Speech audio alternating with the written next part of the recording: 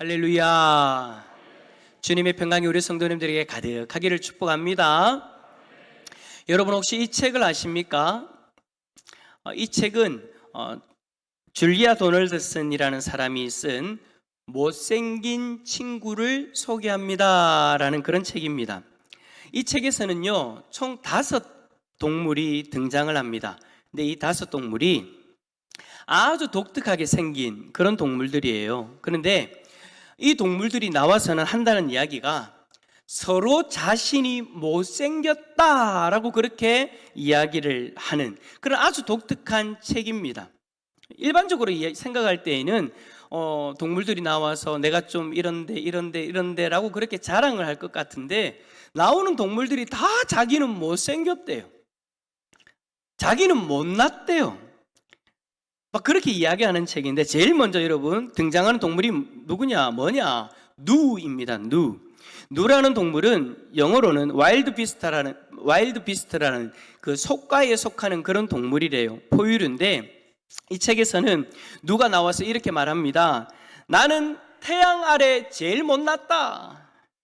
못생긴 동물들을 뽑는다면 내가 탑이다, 1등이다 라고 그렇게 자랑 아닌 자랑을 하는 거예요. 그랬더니 옆에 있는 하이에나가 이렇게 이야기합니다. 누가 나보다 밉상일까? 하이에나가 좀 밉상같이 생겼잖아요, 그죠? 갈기는 뻣뻣하게 곤두섰고 털 가죽은 얼룩덜룩하지, 나만큼 기분 나쁘게 생긴 동물 있으면 나와봐라 그래. 그렇게 이야기를 하는 거예요. 책의 내용 전개가 아주 독특합니다, 그죠? 이쯤 되면 이제는 좀 자기를 자랑할 만한 동물이 나오지 않을까 싶은데 갑자기 주름 민목 독수리, 아이고 말하기도 어렵습니다. 주름 민목 독수리라는 이 독수리가 딱 나와가지고 지지 않겠다는 듯이 이렇게 이야기합니다. 저는 이 민목 독수리가 이야기할 때 참 마음이 아팠습니다. 못생긴 데다가 대머리야. 제가 요즘 하도 많이 뺏겨져가지고 다행히 그래도 우리 성도님들이 좀 신경을 써주셔가지고 주시는 샴푸 때문에 제가 머리가 좀 요즘 잘 안 빠지고, 주시는 약 때문에 좀 머리가 잘 안 빠지고 있긴 한데 어쨌든 감사합니다. 어쨌든 민목도수리가 딱 나타나서 한다는 얘기가, 다들 나를 보고 꺼림칙하게 그렇게 생각해. 몸 안에서는 고약한 냄새도 폴폴 나고, 그러니까 더럽기로 치면 내가 최고일 거야, 내가 한참 형님일 거야 라고 그렇게 이야기를 해요. 그랬더니 이전에 옆에 있는 흑멧돼지가 나를 봐, 입술 사이로 삐져나오는 엄니들과 짤막한 내 다리를 봐, 유난히 머리가 크지, 껄껄한 털가죽까지, 게다가 얼굴에는 무사마귀가 따닥따닥 났으니 이 정도면 내가 지구에서 제일 못나지 않았을까? 그러자 마지막으로 옆에서 그 얘기를 듣고 있던 황새가 이렇게 이야기합니다. 새 중에서는 내가 제일 꼴불견일걸. 날개는 유별나게 크고 키도 멀대같이 큰데 등은 꾸부정하지. 나는 거기다가 지독하게 게으름뱅이야. 나보다 못난 그런 동물은 없을 거야. 그렇게 이야기를 해요. 자, 이렇게 아프리카에서 가장 못생긴 5동물이 서로 못났다라고 그렇게 자랑 아닌 자랑을 하고 있습니다. 이 5친구는 이 소설에서, 이 동화책에서는 아주 친한, 못생긴 친구 이 5명이서 아주 친한 그런 친구로서 소개를 하고 있어요. 자, 그렇게 서로가 자신은 못났다라고 그렇게 소개를 하면서 터덜터덜 걸어가고 있는데, 저 굴속에서 빠끔히 그들을 쳐다보고 있는 친구들이 있는 겁니다. 이 친구들이 누구냐? 바로 5동물의 아이들이었습니다. 그 아이들이 5동물에게 다가오면서 이렇게 이야기하는 거예요. 못생겼으면 어때요? 엄마 아빠는 우리한테는 맛있는 음식도 주고, 시무룩할 때 괜찮다고 토닥거리도 주고, 또 따뜻하게 안아주기까지 하니까 엄마 아빠는 우리에게 가장 멋진 존재예요. 우리 엄마 아빠 이 세상에서 제일 멋있어요. 자신들을 참 못났다라고 이야기하는 그 5동물과는 다르게 자신들을 세상에서 가장 멋진 존재로 바라봐주는 그 자녀들이 있었다라는 거예요. 저는 이러한 모습을 보면서 참 하나님과 우리의 관계가 떠올랐습니다. 여러분, 우리는 자신 혹은 상대방을 바라볼 때에 참 못났다, 참 부족한 인생이다, 그거를 외모를 보면서 우리가 판단하고 이야기할 때가 참 많이 있잖아요. 그런데 우리 하나님은요, 전혀 다르게 보신대요. 전혀 다른 방법으로 우리를 보신다라고 성경은 이야기합니다. 마치 5 동물의 아이들이 엄마 아빠를 그렇게 바라보는 것처럼 하나님은 우리를 외모로 바라보시는 것이 아니라 하나님은 우리의 중심을 바라보는 분이십니다. 오늘 우리가 읽은 이 본문에서는 이러한 하나님이 아주 선명하게 드러나죠. 하나님은 사무엘 선지자에게 이스라엘을 통치할 2번째 왕을 뽑기 위해서 베들레헴으로 가라고 하십니다. 그리고 베들레헴에 있는 이새의 집에 찾아가라고 하시죠. 그리고는 이새의 아들들 중에 2번째 왕이 될 사람이 있다라고 그렇게 이야기를 하십니다. 그래서 사무엘은 이새의 집을 찾아가고 그곳에서 이새의 아들들을 한 사람 한 사람 다 만나 봅니다. 그런데 사무엘이 보기에는 이새의 아들들이 다 괜찮은 거예요. 첫째도 괜찮고 둘째도 괜찮고 다 괜찮은데 하나님은 막내를 보시기 전까지 다 아니라는 거예요. 여러분 성도님들이 잘 알다시피 양을 지키고 있던 막내를 불러서 그 막내를 만났을 때 하나님은 그제서야 그 막내 아들 다윗이 이스라엘의 왕이 될 사람이다라고 그렇게 인정을 하시죠. 자, 그런데 이 일 가운데 하나님이 아주 중요한 말씀을 하셨어요. 자, 우리 7절 말씀 한번 읽어볼까요? 7절입니다. 시작. 여호와께서 사무엘에게 이르시되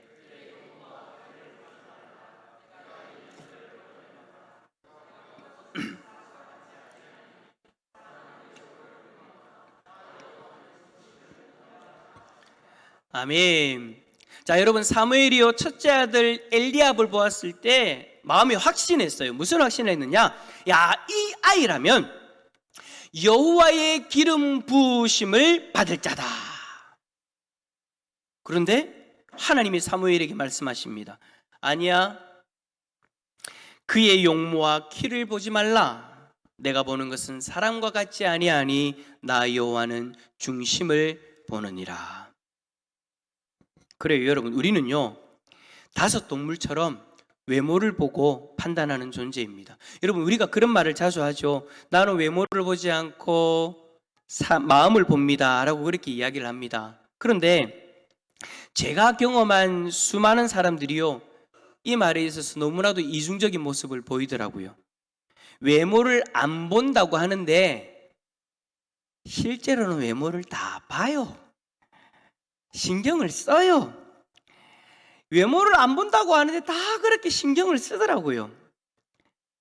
신경 쓰지 않는다라고도 이야기하지만 사실은 신경 쓸 수밖에 없는 게 우리의 모습입니다. 여러분, 한 예로 결혼 정년기에 있는 청년들이 얘기하죠.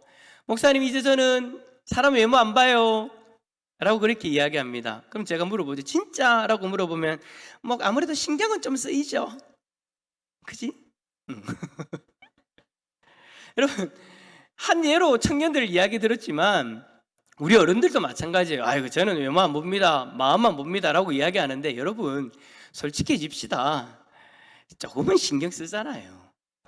조금은 보잖아요. 100% 외모만 보는 거 아니잖아요. 우리가 아무리 부인해도 여러분 어쩔 수 없어요. 우리는요 외모를 보는 존재예요. 전혀 안 볼 수 없는 그런 사람이 아니라는 거예요. 하나님이 우리를 창조하셨는데 하나님이 우리를 잘못 평가하실 리가 없죠. 하나님의 평가는 정확해요. 그 하나님이 우리 보고 뭐라고 얘기합니까? 우리가 그런 존재래요. 우리는 외모로 사람을 판단하는 존재래요. 우리는요 하나님 말씀처럼 자신을 볼 때도 그렇고 상대방을 볼 때도 그렇고 외모를 볼 수밖에 없어요. 그렇다면 여러분, 우리가 바라보는 그 외모, 이 외모는 도대체 여러분 무엇을 이야기하는 걸까요? 7절에서 외모라고 번역되어진 이 단어는요 눈이라는 뜻을 가진 단어입니다. 그러니까 사람의 눈으로 보여지는 모든 것을 가지고 뭐 하는 거예요? 판단하는 거예요. 눈으로 보여지는 것, 여러분이 눈으로 바라볼 수 있는 것, 그것이 무엇이 있겠습니까? 첫 번째는 여러분 생김새입니다.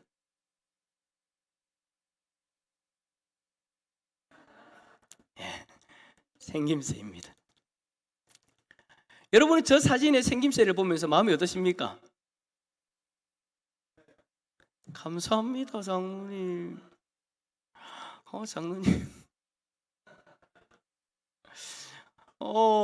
여러분이 만약에 저 사진의 인물이 저라는 사실을 모른다면 뭐라고 생각하실 것 같습니까?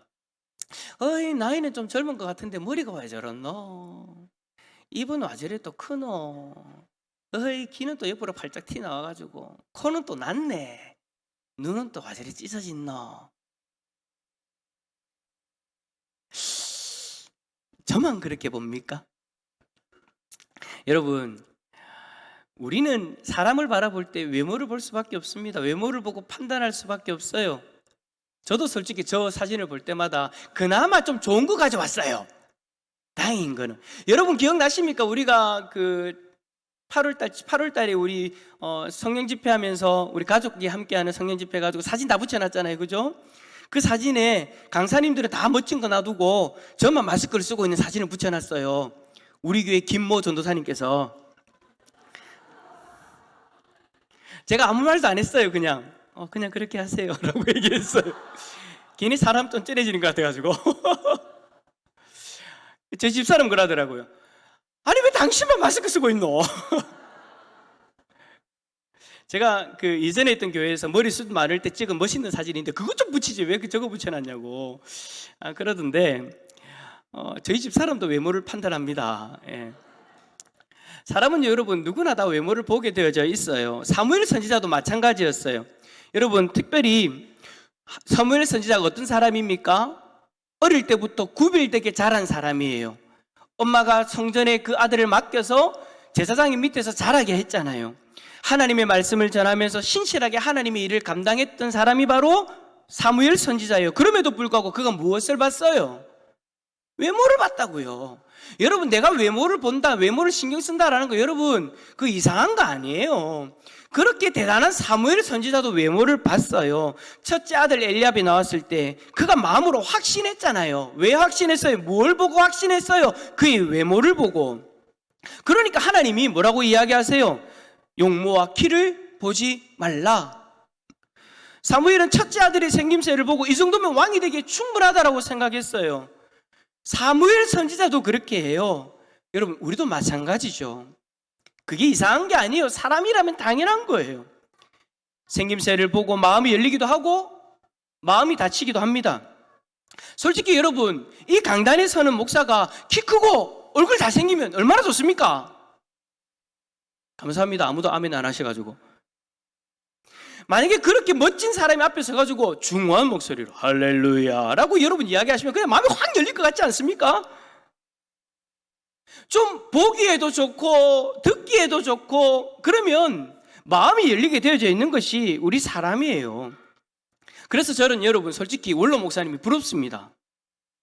우리 성도님들이 원로 목사님에 대해서 이야기하실 때마다 뭘 이야기하시냐면 우리 목사님 그때 당시에 최고였대. 키도 크고 잘생기고. 인정 안 하십니까? 우리 목사님 인터넷으로 영상을 보실 수도 있는데 제가 그 얘기 진짜 많이 들었어요. 우리 목사님이 잘생겼다고, 잘생겼었다고, 잘생겼다고. 그래서 새로 오시는 분들이 목사님 잘생기고 하니까 다 너무 좋아했다고 그렇게 이야기하시는 거 저 진짜 많이 들었어요. 그래서 한편으로는 제가요 그런 생각이 들 때가 있어요. 우리 성도님들에게 미안할 때가 있어요.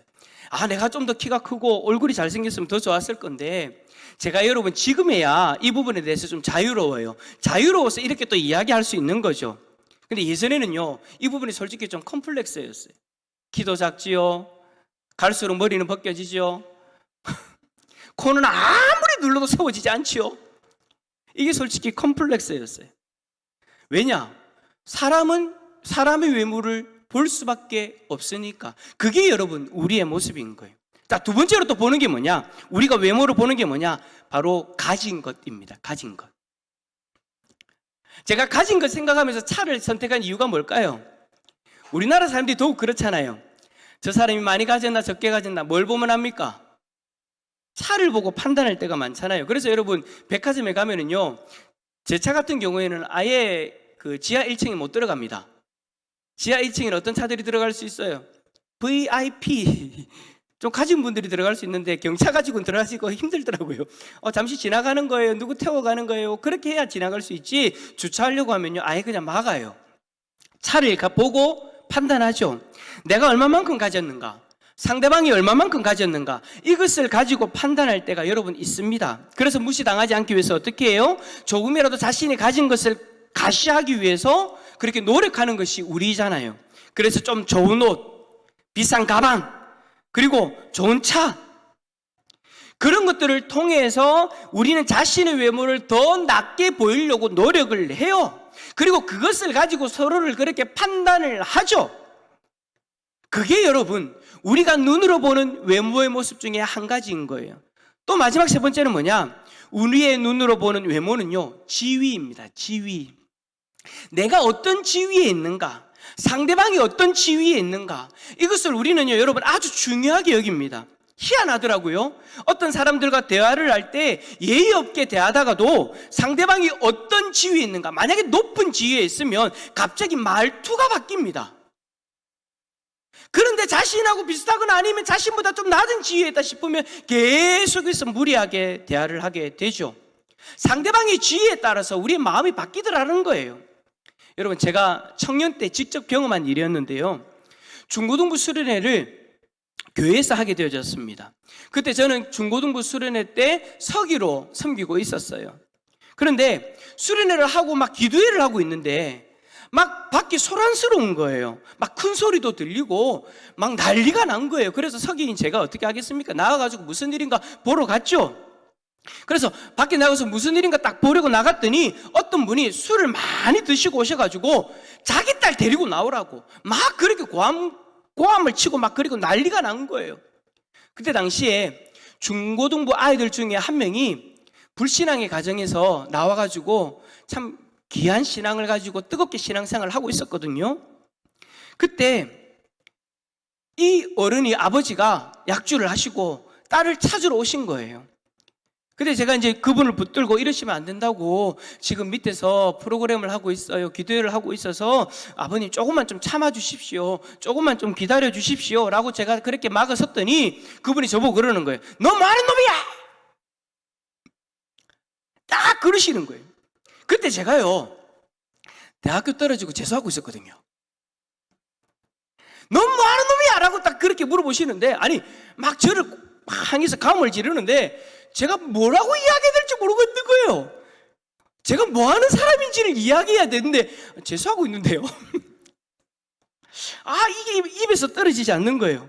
그러니까 그분이 막 제가 주저주저 하고 있으니까 더 큰 소리를 치면서 어떻게 하느냐, 제 뺨을 때리시는 거예요. 제가 깜짝 놀랐어요. 교회 다니다가 안 맞은 거 처음이에요. 그 안경 날아가고요, 난리가 났죠. 안 그래도 재수해서 서러운데 뺨까지 맞으면서 그 자리에 있으면 얼마나 서럽겠습니까? 그때 선생님 한 분이 나오셨어요. 선생님 한 분이 나오셔가지고 그분과 이야기를 하는데 그렇게 감을 지르던 분이 갑자기 조용해지시는 거예요. 그냥 차근차근 대화를 하시는 거예요. 그 아버지가 그 똑같이 물어봤거든요. 당신 뭐 하는 사람이야? 라고 했더니 그 선생님이, 저는 학교 선생님입니다. 어느 학교 선생님입니다. 딱 그렇게 이야기를 하니까 이분이 갑자기 예 선생님. 와, 제가 그걸 옆에서 바라보면서요 너무 마음이 아픈 거예요. 재수한다고 무시하나? 학교 선생님이라고 저렇게 태도가 달라지나? 그래서 선생님하고 이야기를 하시더니 그러면 제 딸을 선생님에게 맡기겠습니다 하고 또 그렇게 가시는 거예요. 제가 그거 보고 확실하게 느꼈죠. 세상은 지위를 본다. 그래요 여러분, 사람은요 생긴 것, 가진 것, 지위 봅니다. 사무엘도 그랬고 다윗의 아버지 이새도 마찬가지였어요. 막내 아들, 그 아들은 아닐 거라고 생각했어요. 아들마저도 순서를 매겨놓고 그 순서에 맞게 그렇게 등급을 나눠서 생각했던 사람이 그 아버지 이새였어요. 여러분, 우리가 이것 때문에 상처받고 힘들어하면서도 우리 자신이 스스로를 볼 때나 상대방을 볼 때 이것을 보고 판단해요. 참 희한하죠? 내가 그런 일로 상처를 받으면서도 나도 그렇게 외모를 보고 판단하고 있더라니까요. 왜 그럴까요? 우리라는 존재는 누구나 다 눈으로 보고 판단하는 그런 존재이기 때문입니다. 우리의 눈으로는 외모 그 이상을 볼 수가 없어요. 경험으로 상대방의 외모를 보고 마음을 짐작할 뿐이지 상대방의 마음을 정확하게 꿰뚫어 볼 수는 없어요. 만약에 상대방이 나를 속이려고 작정하고 다가오면은요, 아무리 통찰력이 뛰어난 사람도요, 쉽게 넘어질 수밖에, 속을 수밖에 없는 것이 이 세상의 모습이죠. 하지만 여러분, 우리 하나님은 다르다는 거예요. 우리 하나님은 우리의 중심을 정확하게 보십니다. 7절에서 여러분 중심으로 번역되어진 이 히브리어 단어는요, 마음이라는 뜻을 가지고 있어요. 하나님은 우리의 마음이 어떤가를 살펴보시지 우리의 외모가 어떤가를, 우리가 얼마나 가졌는가를, 우리가 어떤 지위에 있는가를 보지 않으십니다. 하나님은 이것들을 중요하게 보시는 것이 아니라 우리의 마음이 어떤가를 더 중요하게 보시는 하나님이십니다. 그렇다면 여러분, 우리의 마음을 보시는 그 하나님 앞에서 우리의 마음에 어떤 것이 담겨져 있어야 하나님이 기뻐하실까요? 요한복음 1장 12절에 이렇게 말씀합니다. 영접하는 자, 곧 그 이름을 믿는 자들에게는 하나님의 자녀가 되는 권세를 주셨으니, 하나님은 우리를 위해서 자신의 독생자를 이 땅에 보내주셨습니다. 이제 우리는 우리를 위해 이 땅에 오셔서 자신의 생명을 내어주신 예수 그리스도를 나의 구원자로 영접하면 하나님의 자녀가 되어지는 권세를 누릴 수 있는 거예요. 나의 구원자로 영접한다라는 것은요, 예수 그리스도를 내 인생의 주인으로서 나의 마음에 모시는 것을 이야기하는 거예요. 이전에는 내 마음에, 내 인생의 주인이 나였어요. 그래서 내 마음에 내키는 대로, 내 하고 싶은 대로, 내 주관대로 살았죠. 하지만 예수님을 내 인생의 주인으로서 내 마음에 모시면 우리는 이제 예수 그리스도를 중심으로 살아가야 되는 하나님이 백성입니다. 하나님은 그러한 우리의 마음을 제일 먼저 보시고요, 그리고 신명기 6장 5절의 말씀처럼 너는 마음을 다하고 뜻을 다하고 힘을 다하여 내 하나님 여호와를 사랑하라.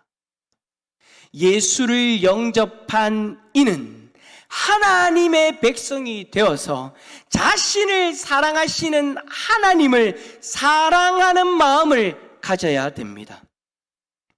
우리는 마음에요, 하나님을 사랑하는 마음을 가져야 되는데 그 마음이 있는가 없는가를 하나님이 지금도 보고 계신다라는 거예요. 여러분, 우리는 오늘 이 예배 자리에 서 있습니다. 그리고 하나님을 예배한다고 하나님을 바라보고 있습니다. 우리의 마음에 있어야 될 마음이 무엇일까요? 바로 하나님을 사랑하는 마음이 있어야 돼요. 하나님을 사랑하는 마음이 우리에게 없는데 어떻게 하나님 앞에 예배를 드릴 수가 있겠습니까? 여러분, 하나님을 사랑하는 마음이 여러분에게 충만하게 있으시기를 축복합니다. 그 마음으로 하나님을 예배한다면 하나님은 우리의 예배를 기뻐 받으실 줄 믿습니다. 하나님은 예배를 드리는 우리의 마음에 하나님을 진정으로 사랑하는 그 마음이 있는가를 반드시 살펴보십니다. 사랑하는 마음이 충만히 있다면 우리는 사랑하는 하나님 앞에 우리 자신을 온전히 올려드릴 수 있고요, 찬양을 할 때 한마디 한마디 고백할 때마다 주 하나님 지으신 모든 세계, 이 찬양의 고백을 하면서 내가 사랑하는 하나님이 만드신 이 모든 만물을 바라보면서 기억하면서 하나님을 찬양하니 어떻게 여러분 허투루 찬양할 수 있겠습니까? 어떻게 외식적으로 찬양할 수 있겠습니까? 내가 사랑하는 하나님이 만든 것을 바라보면서 하나님을 찬양하는데 진심으로 찬양할 수밖에 없는 것이죠. 그 찬양의 고백에 우리의 그 사랑의 마음이 담겨질 수밖에 없는 것이죠. 그리고 헌금을 드릴 때도 마찬가지예요. 그 예물에 뭐가 담겨져 있어요? 하나님은 여러분들이 드린 그 헌금의 액수를 보는 것이 아니라 그 헌금에 여러분들의 마음이 담겨져 있나 아닌가를 보시는 거예요. 예물이 작든 예물이 크든 그게 중요한 것이 아니라 그 예물에 내가 예물을 드리는 내 마음이 담겨져 있는가? 하나님을 사랑하는 그 마음이 담겨져 있는가? 하나님이 그것을 보시고 그 예물을 받으시는 거예요. 뿐만 아니라 우리가 사랑하는 그 하나님의 말씀 앞에서 사랑하는 하나님의 음성을 듣고 싶어서 귀를 기울이고 그 음성을 통해서 하나님의 뜻을 알기 위해서 내 마음을 다해서 초집중하여 듣게 되는 거죠. 지금 여러분들처럼요. 지금 여러분들의 모습이 그래요. 그래서 저는 오늘 말씀을 전하면서 너무 기뻐요. 여러분들의 모습이 하나님 말씀 한 절 한 절을 놓치지 않기 위해서 다 그렇게 집중하고 계시잖아요. 우리의 마음에 하나님을 사랑하는 그 마음이 충만할 수 있기를 축복합니다. 마지막으로 신명기 6장 6절의 말씀 화면을 보면서 한번 여러분 읽어주십시오. 시작. 아멘. 하나님은 우리의 마음에 하나님의 말씀을 새기며 살아가기를 원하십니다. 사랑하는 성도 여러분, 여러분의 마음에 지금 무엇이 새겨져 있습니까? 여러분의 마음에 무엇이 새겨져 있는가는 여러분의 생각, 여러분의 말, 여러분의 행동으로 드러나고 있을 거예요. 성경은 그렇게 이야기합니다. 우리의 마음에 담겨져 있는 것이 묵상되어질 것이고 우리의 마음에 담겨져 있는 것이 말로 표현될 것이고 우리의 마음에 담겨져 있는 것이 우리의 삶의 행동을 결정하게 될 것이다라고요. 여러분 요즘 무엇을 그렇게 깊이 묵상하십니까? 여러분의 입술에서 떠나지 않는 말이 무엇입니까? 그리고 여러분들의 행동에 어떤 삶의 모습이 드러나고 있습니까? 그것이 지금 여러분의 마음에 새겨져 있는 것입니다. 어떤가요? 무엇을 그리 깊이 생각하십니까? 하나님의 말씀을 통해서 하나님의 마음을 깊이 생각하고 계십니까? 아니면 세상의 이야기에 귀를 기울이고 세상의 이야기에만 마음을 온통 집중하고 계십니까? 그 이야기에 혹시 빠져 살고 있지는 않습니까? 만약 여러분이 후자라면 아마 여러분들의 말과 행동이 세상의 고민과 세상의 방법을만을 찾고 있는 후자의 모습으로 가득할 것입니다. 우리가 예수 그리스도를 영접하고 하나님을 사랑하는 마음을 가지고 있다면 세상의 이야기와 세상의 방법을 마음에 새기며 살아가는 것은 어울리지 않습니다.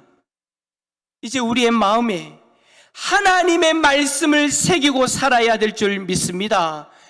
이 모습이 하나님의 백성이 되어지는 우리에게 어울리는 그런 모습인 줄 믿습니다.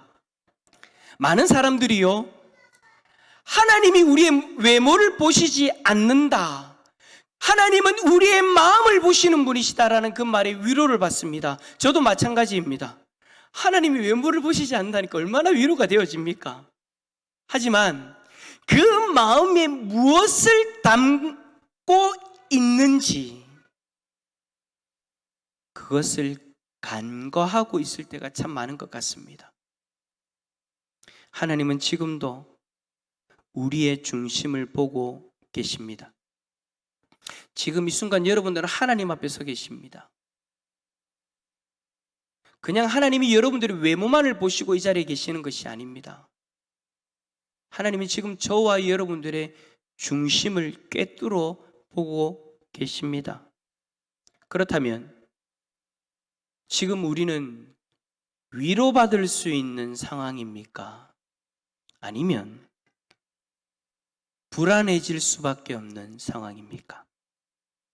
혹시나 하나님이 나의 중심을 보신다는 말에 더 불안한 모습이라면 여러분 더 이상 불안해하지 마시고 오늘 이 시간 결단하시기를 축복합니다. 결단할 수 있기를 축복합니다. 하나님이 오늘 우리에게 이 말씀을 주시는 이유는 그건 거예요. 사랑하는 우리에게 다시 기회를 주시는 거예요. 우리를 사랑하시는 하나님이 우리를 기다리셨습니다. 우리에게 다시 돌이킬 수 있는 기회를 다시금 우리에게 주셨습니다. 오늘 이 시간 이 기회를 붙잡을 수 있기를 축복합니다. 예수 그리스도를 나의 구원자로서 영접하시고 이제는 하나님만 사랑하십시오. 그리고 하나님의 백성답게 하나님의 말씀을 여러분들의 마음에 새길 수 있기를 축복합니다. 사랑하는 성도 여러분, 중심을 보시는 하나님 앞에 온전한 위로를 경험할 수 있기를 예수 그리스도 이름으로 축원합니다.